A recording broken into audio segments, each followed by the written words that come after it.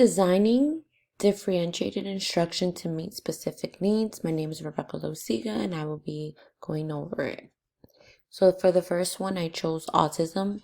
Autism means a developmental disability significantly affecting verbal and nonverbal communication and social interaction, generally evident before age 3, that adversely affects a child's educational performance. Other characteristics often associated with autism are engagement in repetitive activities and stereotype movements, resistance to environmental change, or change in daily routines, and unusual responses to sensory experiences. When it comes to academic skills, children with autism process information different from students who are on a general ed classroom or general ed student. It's difficult for children who have autism to focus. When it comes to children with autism and their social skills, it's slow at the beginning, but with consistency and time of getting to know their peers and the adults, depending on the child, they do start to open up. Children with autism are really different when it comes to communication.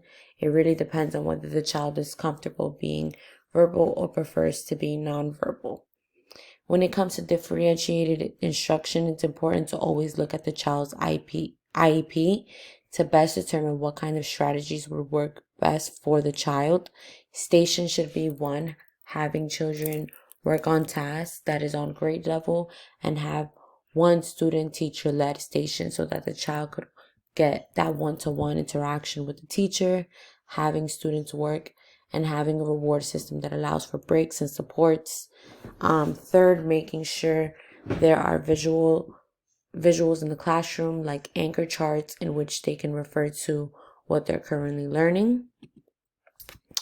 Gifted and talented students are students with gifts and talents perform or have the ability to perform at a much higher level compared to others of the same age, experience, and environment in one or more domains. They require modifications to their educational experiences to learn and realize their potential. Students who are gifted and talented struggle with being interested and are bored as their peers are learning in a much slower pace. Socially, they feel different and like they don't fit in with their peers, so it's hard for them to create long-lasting friendships. They constantly want to be the best in the class as far as getting a good grade. For instructional strategies, I would create work that is on the grade level. Once finished with the lesson and activity for the day, keep student entertained by having student help other students in the class. Create think, pair, share activities so that students can build off relatable topics and incorporate into the lesson.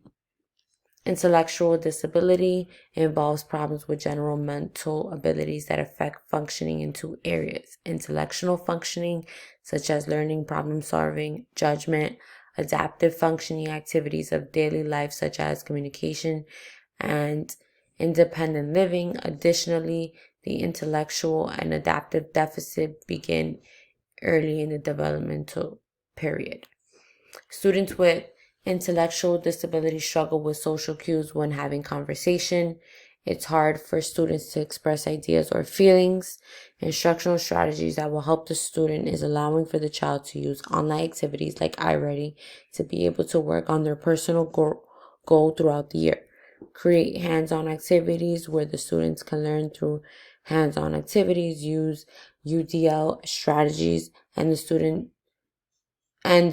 do partner work where students are asked the question and the students will then have to turn to one another to share ideas and thoughts. Speech and language impairment. Speech or language impairment means a communication disorder such as stuttering, impaired articulation, a language impairment, or voice impairment that adversely affects a child's educational performance. Different classifications of this disability are stuttering, impaired articulation, a language impairment, or a voice impairment. When it comes to the child's communication skills and even socially, it affects them as sometimes a child may leave out some words during conversation. It affects their fluency when reading as well. Instructional strategies that I personally would use, it's lots of visuals, creating iReady assignments where they can do a text-to-speech to work on their fluency, create stations where there is a teacher and student-led station so that the child could work with the teacher closely and the teacher can monitor the progress closely. Dyslexia, it's a learning disability and it does not relate to intelligence, but it affects the child's language. It affects the child's fluency to read and write at a good pace without making any mistakes. Students may struggle when it comes to academics with writing, math, reading, social studies, testing, etc. Students struggle with processing information. Students struggle with reading fluently and tend to read slower than the average reader. Some instructional strategies that I would personally use would be to create stations where students work on their reading and read for 5 minutes at the beginning of the year and increase it over the course of the year. Create iReady assignments so that the child can read at their own pace. Create sentence starters throughout the lessons to use to aid the student throughout the lessons. Different strategies are the UDL strategies. Teachers must follow the student's IEP, understand the strengths and weaknesses of the child, understand the child's personal goals throughout the year and create lessons that follow it, offer a lot of student choice, additional support, small groups, breaks, etc. Technology strategies. Children with autism would definitely benefit from visuals. Programs like Kahoot and iReady help students be engaged and strays from traditional learning, so not opening up a textbook and just going over the work, but also creating a very much engaging environment.